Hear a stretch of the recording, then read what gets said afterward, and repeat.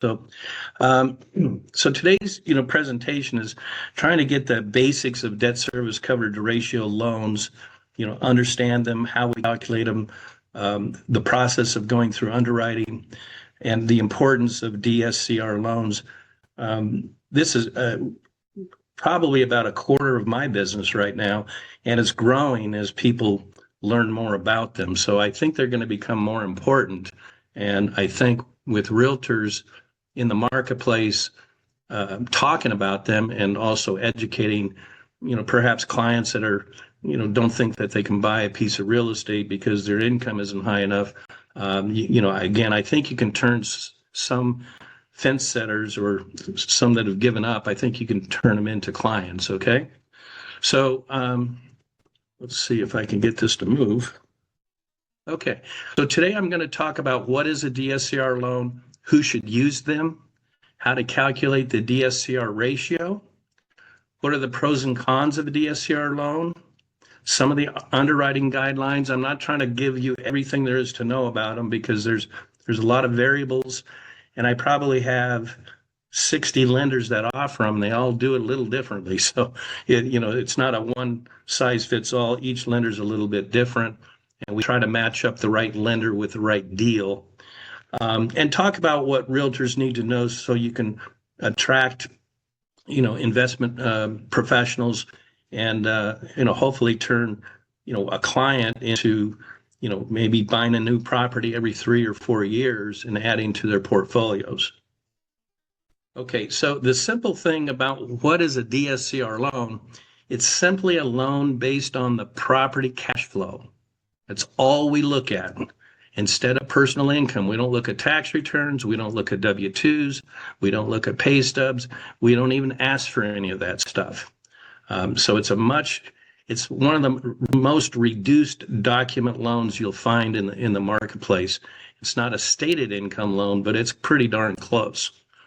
It's strictly for investment properties, although I've seen people use the DSCR loan, then change their mind and have a son or daughter stay in the property or whatever. But it really is only for investment properties. Obviously, it'll price out a higher rate than a primary residence or a second home. You can use DSCR loans not only for purchases, but for refinances and to get cash out.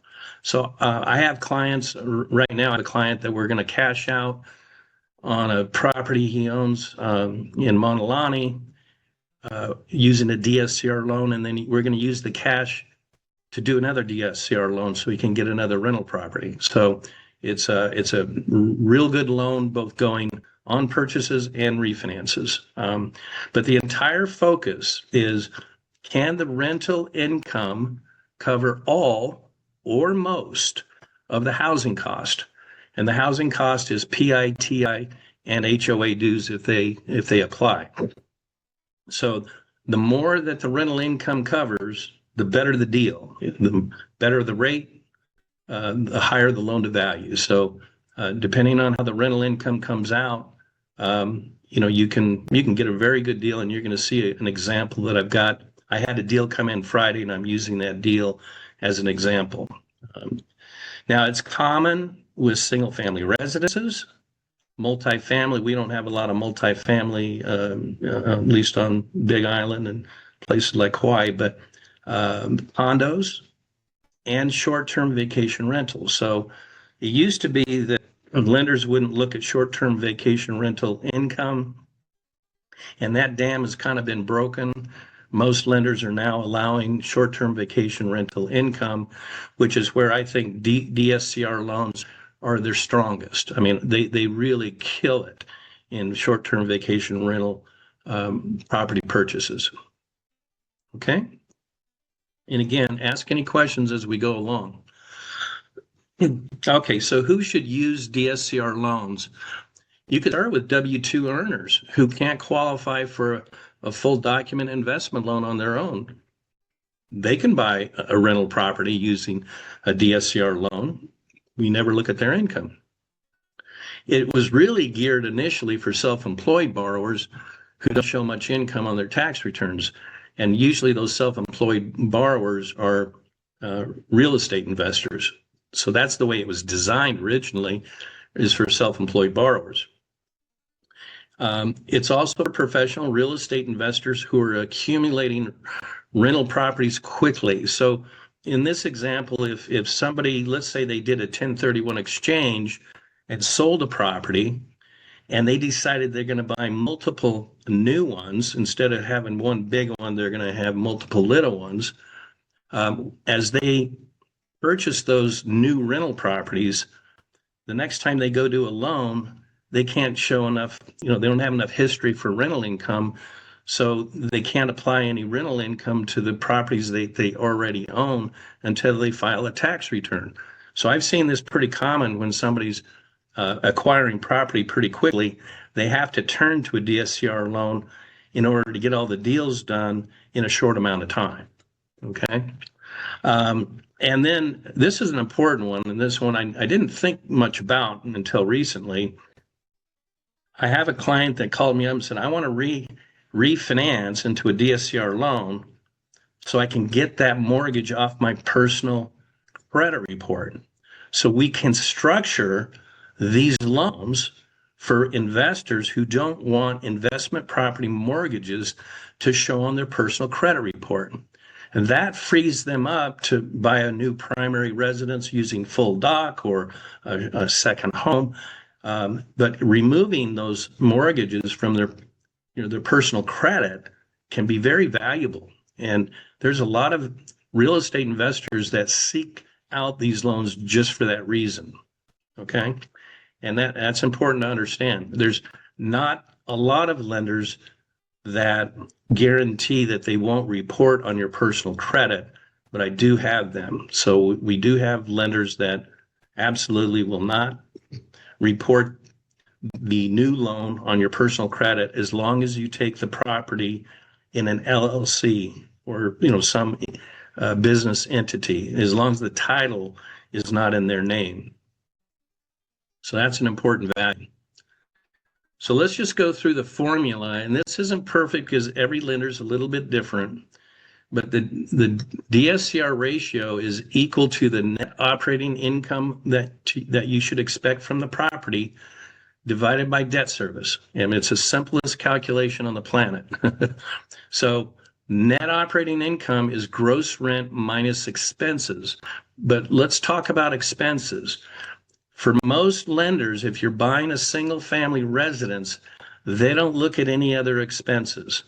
They just take the gross rent.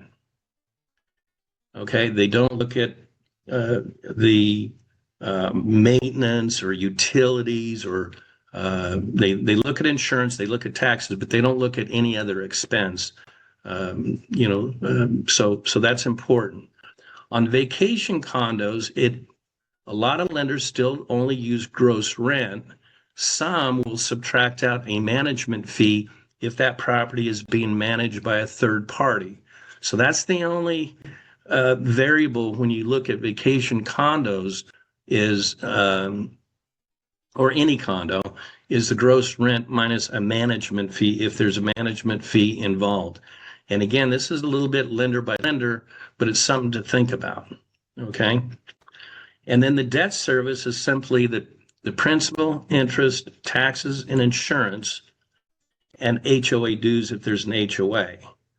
Okay, so an example is if you're going to buy a property and you think the gross rent is $5,000. Let's say it's a house, and let's say the gross rent is $5,000, and we calculate that the PITI is $4,000. Then you have a DSCR ratio of 1.25 to 1. Now that means anything over 1 means the rent is going to cover PITI. If the DSCR ratio is less than 1%, it means the rent can't cover the total cost. That means that the buyer every month has to contribute something to keep payments going to the lender. Now, you're not going to get as good of a deal if the DSCR ratio is less than 1.0 to 1. And I've got a deal that came in yesterday. We're at 0.85, so it's only going to cover 85% of the cost. And every month, the client's going to have to contribute 15%. Now, that's okay with him because he's getting his depreciation write-off, and it still makes sense. But we want to see, to get the best deal, you want that DSCR ratio bigger than 1. And that's the kind of the key.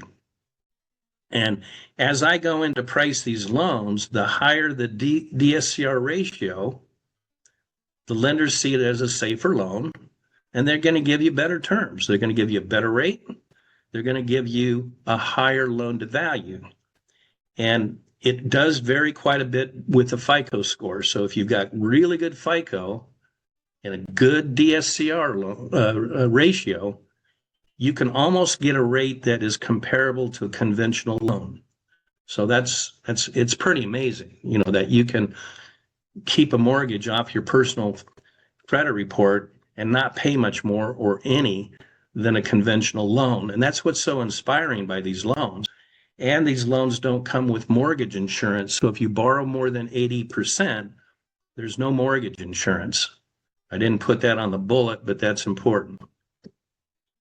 Okay. So any questions up to now? Sure. I think I have a question on the slide before this. Okay. If you could go back one slide. Okay. All right. Let me open my chat. Sorry, I didn't have my chat open. No, it's all right. All right. So I think the question, Mike, did you have a question on this one? Okay. I Okay, do, well, but I'm having trouble with my computer right now, so I'll send it to you guys. Thanks, though. Okay, yeah, just put it in the chat if you can. Okay, we'll do. All right, thanks, Michael. I'll answer it at the end if I don't see it pop up. So, and Alex, if you could just keep an eye on it. Okay.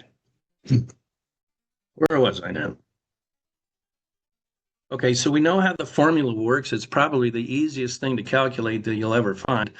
Now, there are lenders that and appraisers, and we're going to talk about appraisers here in a minute, that will subtract out management fees before they do their calculation on the ratios. That's a hit and miss kind of thing with lenders, but that's why we select one lender over another if we're tight. And again, I probably have 50 or 60 DSCR lenders, and they're getting aggressive. They're getting very aggressive with pricing. So, okay, so the benefits of DSCR loans are obvious. No income verification, virtually very little paperwork, no W-2s, no tax returns, no pay stubs. It's just the property that qualifies. That's all we're looking at. We're not looking at the borrower other than their FICO score. FICO score is all important. We don't look at the borrower's current DTI or anything like that. And you get a much faster approval. I mean, these approvals go in a few days, much faster closings, and much less fallout. So, you can have a full document loan fall out because you get in an argument over, let's say a one-time expense that was shown on a business tax return and we can't get around it. So I find that these deals virtually always go through. I mean, there's very little that can cause it to fall out other than the appraiser's valuation of what the rent should be. And we're going to talk about that. It's great for self-employed or investors with multiple properties that have low reported income. You can scale portfolios more easily because each property doesn't count against you anymore. It's just the property you're buying. If you've got the down payment, you're going to get the loan pretty much always. You're almost never going to be turned down. And we're going to go into why that is. And again, if the mortgage does not report on your personal credit, that can be a real benefit in the managing of your personal life versus your real estate investments. Now, there are negatives. Generally, it comes with a higher rate than a conventional loan. It requires a higher down payment. You have to put at least 15% down. You can borrow up to 85%. more often than not, you might get relegated to a 75% loan with 25% down. But we can go as high as 85%. Now, there are prepayment penalties, at least the lenders like them, and they give you a better deal if you accept a prepayment penalty. And the way these prepayment penalties work, which is a little different from a conventional loan, if you had, they don't allow prepayment penalties on conventional loans anymore, but back in the day, you would have to pay 6 months of interest if you paid off the loan before the prepayment penalty period ended. But on these loans, you can select a 5-year, 4-year, 3-year, 2-year, 1-year, or a no prepayment penalty loan. It comes in all sizes. They give you a better deal if you come with a 5-year prepayment penalty, 4-year, 3-year. I think investors should look at 2-year and 1-year prepayment penalties. You're probably not going to refinance unless you're going to flip the property. But you're generally not going to refinance in the first 24 months. I mean, I think rates are going to come down. I don't think they're going to fall off a cliff. So you're going to probably want to see if rates come down over maybe a 24-month period. And if they do, then you can refinance. So I have my clients look at a 2-year or 1-year. I have some clients that absolutely I will not accept a prepayment penalty, and that's fine. That's fine. You can get them. And the way the penalty works is if you have a 5-year prepayment penalty, you pay 5% of the loan amount if you pay it off in the first year. You pay 4% of the loan amount if you pay it off in the second year, 3% in the third year, 2% in the fourth year, and then 1% in the fifth year. So you're encouraged to hold it as long as possible. But again, declining interest rates may motivate you to get out of it. I'm not a fan of a 5-year or a 4-year. 3-year, yeah, okay. But 2 and 1, I think that's fine if you're willing to hold the loan for 2 years, and then you can get no prepay. Now, if your DSCR ratio is below 1%, you cannot borrow more than 75%. I haven't found any lender that will go above 75% if the rental income does not pay for the principal, interest, taxes, and insurance. And again, you can't buy any primary residence or second homes. And this is getting more important, for everybody on this call. People are going to jail for mortgage fraud. And for the number one reason is because they claim occupancy falsely, where they say, hey, this is going to be a primary residence, and they buy the property knowing darn well they're a congressman in Virginia, and they're buying a property in Florida, and they're calling the property in Florida a primary residence. Well, it can't be a congressman from Virginia if their primary residence is in Florida, and they're getting in trouble for this, and they will probably go to prison. So that's a big deal. Mortgage fraud is nothing to play around with. Now things can change. You can legitimately have a change in your life that after you close on a property and doesn't allow you to do what you thought you were going to do with that property, and I suppose that's legitimate. But Hey, Kurt, it looks like we have a question. Is 24 months as a primary residence still the rule? Open up your mic. I don't understand the question. These loans aren't for primary residences. Right. Oh no, I was just curious about the fraud thing. I know it's a little off topic, but you still. Oh, how long? Yeah. Well, again, that's a real gray area with the law, and generally, I would think that you would want to keep the property in whatever occupancy you stated for 2 years. I think that's a good number.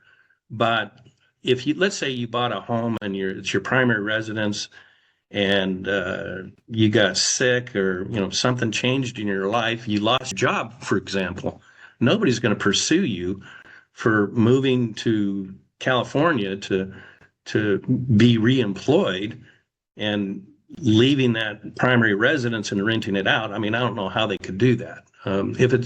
but I'm not a lawyer, but I don't, that's not what they're being pursued for. They're being pursued for directly misleading the lender. And so, but life changes, their life changes. And I think a substantial change in your life, I don't know what they're going to do if you can't keep a property as an investment property, or maybe you lost your primary residence and now you got to go live in a rental property or something.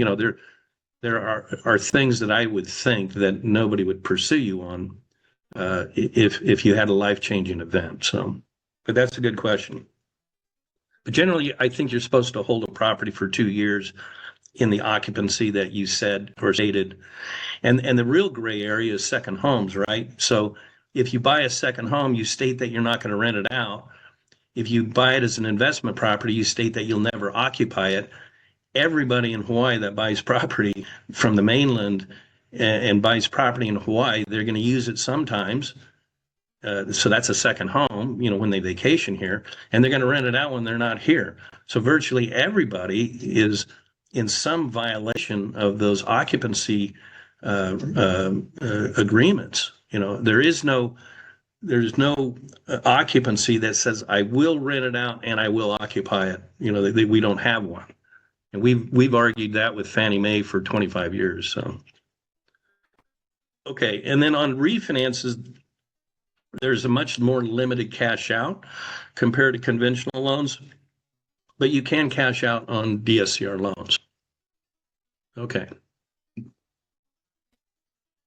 Okay, so here are the loan to values. So if you have the FICO score and if the DSCR ratio is above 1, you can borrow up to 85%. I don't see too many people borrowing 85% and getting a DSCR ratio above 1 unless they're buying a short-term vacation rental property. But most short-term vacation rental properties will cash flow above 1 to 1.0 if you're borrowing 85%. I'll give you an example of one that I couldn't believe. I had a client acquire a property at $4.5 million DSCR loan, got 80%, and fully cash flowed it at 80%. So it's amazing what short-term vacation rental can do at $4.5 million house, and it cash flowed on a short-term vacation rental with I think he'd only put 15% down, but it's pretty amazing what you can do with these DSCR loans. Now, if the DSCR ratio is below 1, most lenders will allow 0.75 to 0.99, but you'll have to put 25% down. And I don't know of anybody that falls outside of that. Oh, there might be somebody. I could, if I needed to, I would shop it more, but I haven't seen anybody. Most lenders do allow DSCR ratios below 1. Obviously, the rate is higher than if you have a DSCR ratio above 1. Now, we do have DSCR loans with ratios below 0.75. It comes with a higher rate, and there's fewer lenders that offer these. And you can go down, if you can believe this, there's a no ratio DSCR loan where we don't even look at the rental income from the property. If you've got a high enough FICO score, they don't care. It's virtually a no doc loan. It's you give them your credit score, an application, show your assets, and you get the loan. And virtually anybody can get a no ratio DSCR loan. I don't know why you would do that, because all properties can be rented, and the more rent that you show, the better rate you're going to get. But I do know if there may be a reason to use them if you want to refinance a property where the owner hasn't been renting the property, then you can't show any income, and they're going to ask, well, why didn't you rent it? And so that might be about the only reason you would use a no ratio DSCR loan, but they're available. Again, it affects the loan to value, but that's dependent on your FICO score. Okay. So good loan, especially if you can show A DSCR ratio above 1, borrow 85%, no mortgage insurance, jumbo loans. You can go up to, I think they're going up to 5 million now on these DSCR loans. So, okay. A couple of underwriting guidelines. Obviously, it's the approval is based on rental income, not on borrower's income. So the rental income is everything. So if you have a client that is pursuing a DSCR loan, you really need to search for rental comps before the appraiser ever gets out there. And I really think that the realtor should hand over the best rental comps available for a property that's like the one that is being purchased. I've really had some problems with some appraisers. I don't need to mention them, but where they're going in and they're deducting management fees, utilities, cable, everything from the gross rent. And I've never seen an appraiser, hardly any other appraisers doing it, but there's a few on the Big Island that do that. And most lenders don't require them to include those kind of expenses.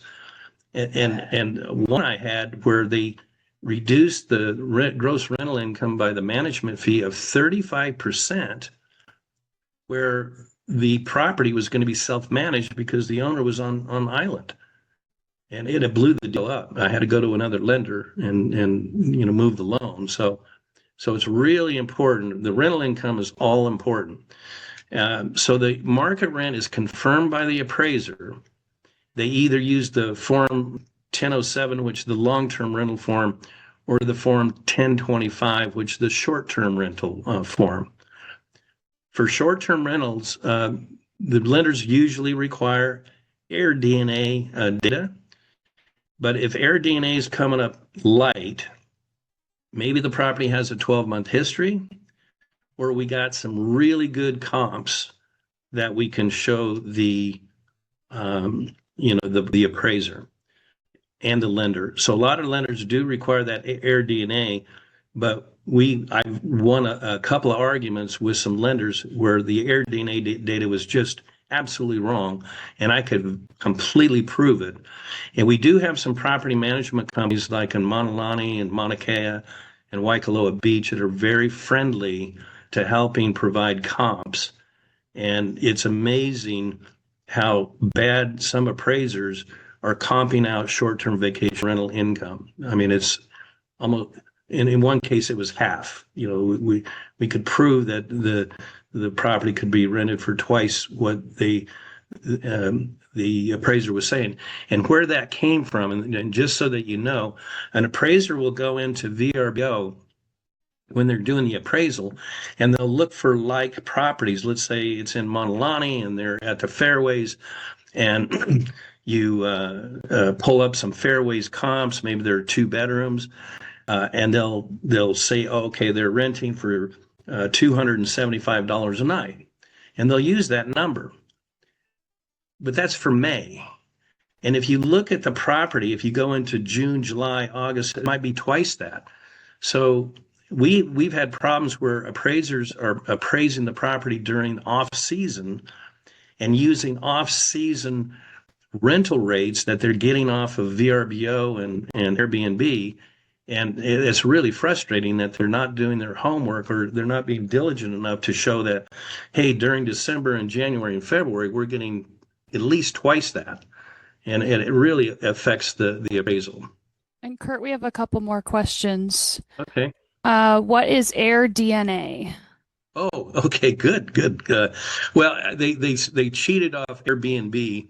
They took the Airbnb and changed it to Air DNA. And basically, Air DNA is a website you can go, enter the property address, choose short-term vacation rental or long-term rental, and it will give you what the market price is. So Air DNA has databases for long-term rental and short-term vacation rental, and it does a pretty good job. I mean, they're averaging out the whole year, and it will give you what the property should rent for. and they're usually pretty good. On a couple examples, I had to really dig into better data, and I overcame a low air DNA quote. But what I do when I'm originating a mortgage is I go to AirDNA, or Candace does, and puts in the address, downloads the page, and we submit that with the file. And a lot of times that's what the lender's looking for. So if you haven't used AirDNA, go in and play with it. It's a neat website. Okay, and then we have another question from the other Kurt. For rental appraisals, what about fully furnished midterms? And for 3 to 6 months, how do you see these? Yeah, that would be a long-term rental. So I think anything over 30 days can be considered a long-term rental. And whether it's short-term or long-term, if you've got data that shows, what they were going to rent for in these shorter periods, less than 12 months, as long as we can gather the data, that's what we need. We need to show comps. So if there's a lot of properties that are being rented for 3 months or 6 months, you got to find comps though. But generally a 6-month rental is going to rent for very similar to a 12-month rental, I would think.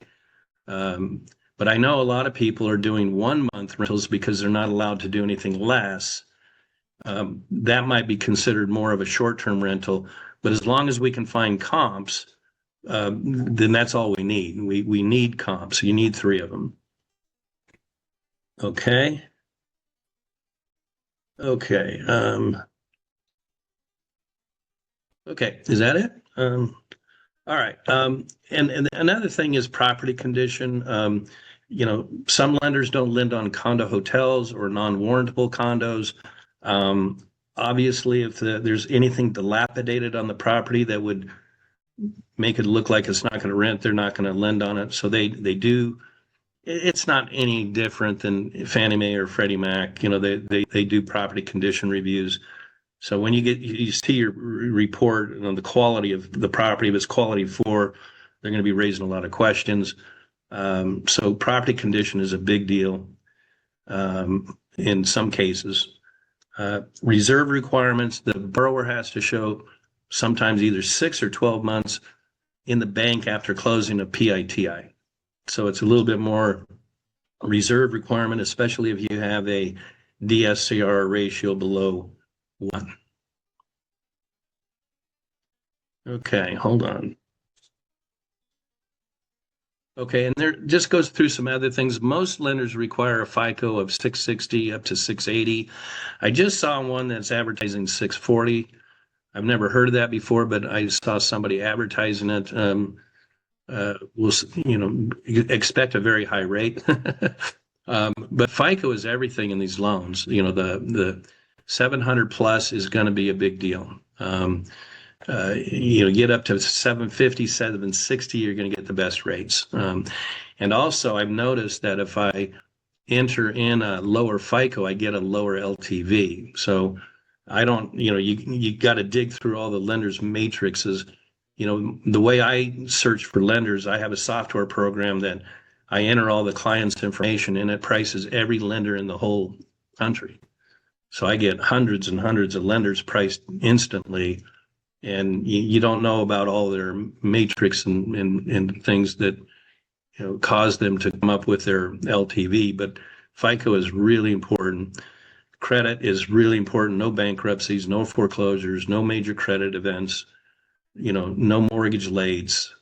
So you really need clients that have good credit, and they don't have credit events. I mean, there's some people that have lower credit scores because they use too much of their credit cards, but they've never been late. They've never had a foreclosure or bankruptcy, and that's okay. Then they're just going to pay a higher rate. Okay. Now, another underwriting guideline for most lenders is they do want you to be a homeowner. So, that's not always the case. I had a client, she was living with her significant other. She had owned property before, but she didn't own a primary residence right now, and we got it through. So, it was an exception. They understood it. Hey, wait, I'm living with my fiance or whatever. But they like to see that you own a primary. But that's not always necessary. And most lenders require that you've had previous rental management experience. That's the rule of thumb, but there's exceptions to that too. And the exception may be, hey, I've never owned a rental property, but I'm going to put 35% down, and they'll approve it. So those are a couple of other areas that we always got to look at. Do you own your own home, and have you ever owned a rental property before? Okay, now look at the required paperwork. I mean, you could do this in about a half an hour. You got to complete a loan application. I'll run credit, do a credit report. If you're going to put the entity in an LLC so you can avoid having the mortgage appear on your personal credit report, we need those documents. The articles of incorporation, the operating agreement, EIN, verification of assets, 2 months of bank statements from the accounts they're going to be using for the down payment and reserves, your driver's license, a contract if you're buying, appraisal, that comes from the lender. And if you have a lease agreement, provide the lease agreement. We always want realtors to come up with as many comps as they can to give a rent schedule. So that is that's the real issue, is the income coming from the property. Okay, Kurt, because I'm self-employed, I filed taxes later in October. Does that affect the loans? If you're doing a DSCR loan, obviously that doesn't affect it. But if you're doing a full document loan, as long as we submit and close the loan before the last day your personal tax returns are due, we only need 2022 and 2023 tax returns. Now we're getting kind of to the point of no return now, that if the October 15th, I think, is the deadline, so you'd have to close before October 15th if you're doing a full document loan. And then if we do that, you only look at 2022 and 2023 and a profit and loss statement for 2024 and a profit and loss statement for the year to date 2025 if you were to do a full document loan. But yeah. We have one more question based on that. Yes. Being self-employed and filing taxes later in October, does this affect the loans? I think I just answered that. Is okay. Filing taxes late, since we don't use tax returns on DSCR loans, we never show them tax returns to begin with, so we don't care. Okay, self-employed versus W-2 has no difference then? I'm sorry, the W-2? Yeah, I mean, if you're a W-2 employee and you're doing a DSCR loan, again, we don't look at any of your income. We don't care about your income. Right. Okay. Right. It looks like we answered Frankly, it. I think you can be unemployed. I think that's true. You'd actually have no source of income. Okay. You might not get through underwriting as easy, but again, they're only looking at the property. I have a lot of clients that they don't work. They just have rental properties and they don't work. And that's why they're trying to get these mortgages off their personal tax returns. Okay, now I'm going to show you why these DSCR loans are so good. I mean, this is pretty crazy. And this is a real example that came in yesterday to eMortgage Hawaii. The client is going to purchase a property for $1,280,000. Wants to put 25% down. Wasn't required to do that, but he said he's going to put 20% down, 25% down. He only needs to put 15 if he wanted. He said he had a 760 rate, 760 FICO. I haven't pulled credit yet, but that's what he said. The expected rent on the property is $5,800. Now I did some rough calculations, went in and priced this. I got a rate of 7.0% with no prepayment penalty. I can do a lot better if he would accept a prepayment penalty. He said no prepayment penalty. So the principal and interest payment is $6,387. Taxes and insurance, I calculated at $521 a month. So his total PITI is $6,908. When I do the DSCR ratio calculation, 5,800 divided by 6,908 is 84%. I went back in and repriced it with a DSCR of 84%. I got that same 7.0% interest rate with no prepayment penalty. I could lower that about a quarter of a point if he'd accept at least a 2-year prepayment penalty. So I could get him 6.75. Now look at a conventional loan. If I ran him through Fannie Mae or Freddie Mac, same purchase price, same loan amount, same FICO score, same expected rent. If he could go full document, I priced this out today at 6.75%. It lowers the principal and interest payment down to $62.27. Again, same taxes and insurance. The total PITI is $67.48.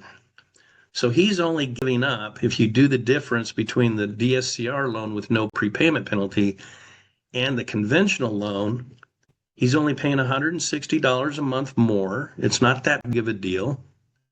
If he'd accept a 2-year prepayment penalty, he wouldn't pay anything more. I mean, that's how crazy this is.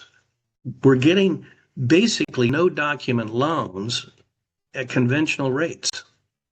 Now, granted, there's a lot of factors in here, his down payment, his FICO score, the prepayment penalty. But that's pretty good. And this is a long-term rental property, not a short-term vacation rental property. If this was short-term vacation rental property, the DSCR ratio would be at least 1.3 to 1. So this is a real example of a real deal. I have sitting on my desk, and the only thing by going low doc is $160 a month, and I could even remove that. So that's pretty impressive. That's why these are getting more and more popular, is because you can get through underwriting in 2 or 3 days with no conditions and virtually very little difference, if none, in rate. And the reason for that is because Fannie Mae and Freddie Mac really clobber you if you're buying an investment property. So if this were a primary residence, you might get 6.375 or 6.25 today if this were a primary residence, but they really hit you on rate for investment property. And I don't know if they're going to continue doing that, but that's been something more recent in the last 2 years. And that's the way it goes. Okay, Kurt, we have another question. Yeah. Okay. Because FICO scores vary greatly, how is it factored, or which bureau is used? Okay. Yeah, and that's important, Stathy. So we use the 3 bureau report. We throw out a high and the low, and we take the middle score. Now, when people talk about why FICO scores vary greatly, when you go to Equifax and pull your score, or Experian and pull your score, each bureau is on a different scale. So, and I don't know what the scales are, but like, let's say TransUnion is 0 to 900. And let's say Equifax is 0 to 850. The best you can do is 850. And let's say Equifax is 825. When we pull credit on a 3 bureau credit pull, they automatically bring everybody into the same scale. So the best you could ever do is, I think, 850. You can never be above 850. That's impossible on a 3 bureau credit pull. And so when I have clients that say, "Oh my gosh, I show you my screen, I have an 860." I say, well, okay, when we pull mortgage credit, we have to get all bureaus kind of on the same scale to compare apples and apples. And that's why you see variation in FICO scores. But yeah, I can see sometimes Equifax will have a much lower score than TransUnion and Experian. And it's because they've caught some credit issue that nobody else caught. And they could be 40 points lower. But that's kind of why we throw the high and the low out, and we only use the middle score is to give the client the benefit of the doubt. So, but Stathy, FICO scores are so important in these loans. That you just get a sizzling deal if you got good credit, and there's no question about that. And most people really hurt their FICO scores by running the credit cards up during the month and then paying them all off all at once at the end of the month. We don't look at the fact that they've paid the credit card off. We look at the fact that they've run that credit card up. So I have clients that go out and they run businesses and they have to go buy inventory, and they'll go max out a credit card and then turn right around at the end of the month and pay it off. But we see that they maxed it out, and that's not good. You should never charge more than about 30% of your credit limit ever. Even if you pay it off at the end of the month, never charge more than like 30%. And that's the number one cause of bad credit, is maxing out credit cards and paying them off. So, okay. But I think this is an impressive comparison. There's almost no reason to go full doc. It's crazy, but that's the way it is if you're buying an investment property. Now on second homes and primary residences, you're going to see the same phenomena with a bank statement loan instead of tax returns. So we use their deposits that they're showing in their bank statements if they're self-employed to show income. So that's a really good program if you're buying a primary residence and a second home, but still don't show a lot of income on your tax return. And we get about the same rates on bank statement loans. Okay, so as a realtor, how do you benefit from this? Well, certainly you should be able to expand your client base. Pursue those self-employed people or W-2 people and other real estate investors who may have given up buying. Now they have a clear path if they've got the 15% down payment, and some lenders allow that money to be gifted. So that's important. And I think teaching aspiring real estate investors, I've got a couple of young people that I coach, and I have one kid. He's on his fifth property right now, and he's making 3 times as much in real estate that he does at his day job with Helco, which he makes $150,000 a year, and he's making now 3 times that in real estate. Just over about 7 years, he's built a real estate portfolio of 5 properties. So this can help them accelerate, the building of a portfolio. And I tell everybody who's buying investment property, if you just buy a property, hold it for 5 years, refinance it, take the cash out of the refinance and buy a second rental property, you can continue buying real estate with never ever putting another nickel into the real estate, because the real estate is going to grow in value, and your principal reduction is going to, the payments that you make reduce the principal. And about every 5 years, you'll have enough equity in your property to do a refinance to pull enough money out to go buy another one. So at worst case, if you don't run into a bunch of cash and you don't want to put any more money into real estate, you could buy a new rental property every 5 years. And you take a 30-year-old and do that until they're 60. It's pretty impressive the wealth that you can generate. It's crazy.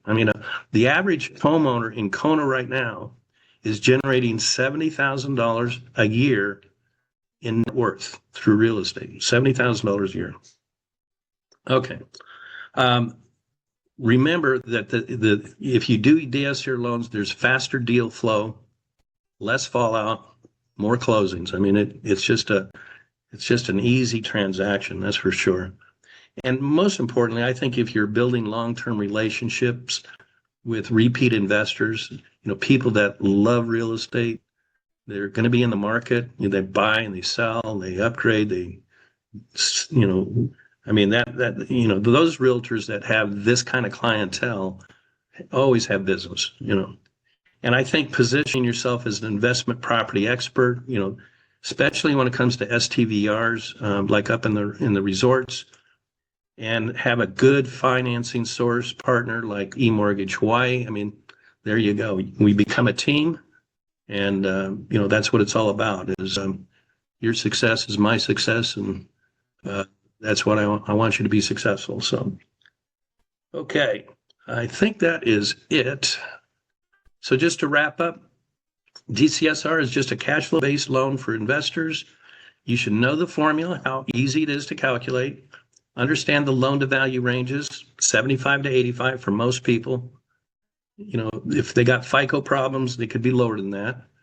And what the requirements are for the loan. It's, 5 pieces of documentation and you get your loan. Again, it's a great tool for building investor portfolios and real estate investor relationships. And I think, just keep your eyes open for opportunities for your clients. If the best example is a new STVR property that comes on the market at a reasonable price, man, you want to jump all over and they say, well, I'm not going to qualify. I'm not going to qualify. Oh, yes, you are. There's almost no way if you have a decent FICO score that you won't be approved for a DSCR loan. There's almost no way. There's almost no way you can go no ratio at the worst case. So if they really find a good deal, keep your eyes open. There's some sellers that are, they had their properties on the market through the summer. We're heading into fall. They might be getting anxious. They might lower the price. So, okay. Well, I'm just going to open it up. You can unmute if you've got any other comments, questions, applause. All right. Okay. Alex, is there any more questions or? Not that I can see, unless somebody wants to share. Kurt, fantastic presentation. Really appreciate it. Very eye-popping. And yes, I think a lot more people should know about this. Yeah, I didn't really appreciate it until I ran that comparison and you can get conventional rates, depending on FICO, depending on prepayment penalty. That's pretty impressive. I mean, it's been getting better and better every month. So the spread used to be bigger, but these lenders are getting hungry. Things have been slow, and so I think they're just getting more aggressive. So yeah, I appreciate it. Thank you, Stathy. And if anybody wants a copy of this, I can email you. Just drop your email address into the chat, and Alex will send you a copy of the presentation if you want it. And then that would be great. Also, if you want to listen to it again, we're going to have a replay of it on our YouTube channel. Same with our previous webinar that we've already done. And we got 2 more coming up, and I just want to mention this is important. We're going to do a first-time homebuyer seminar, mainly focused around how we can get them 100% financing. And there's a lot of ways to do that nowadays.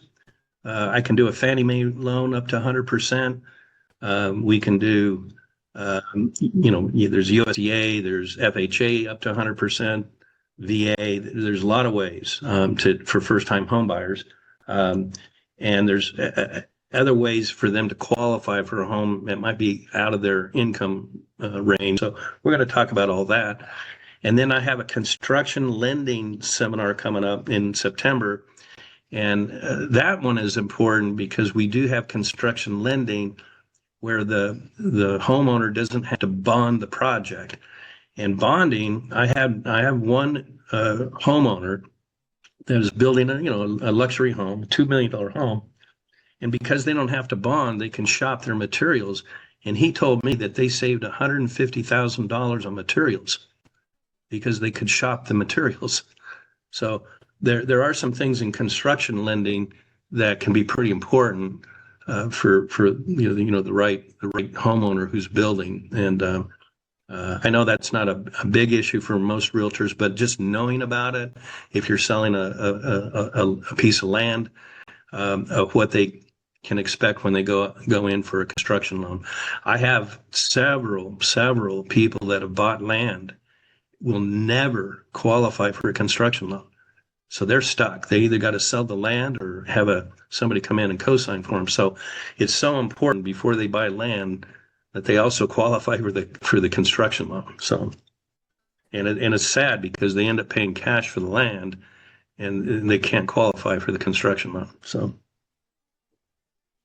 those are coming up, and they should be in your email on the flyer that we sent out to everybody. Okay, if there's no other Sounds question, great. take it easy, everyone. Thank you.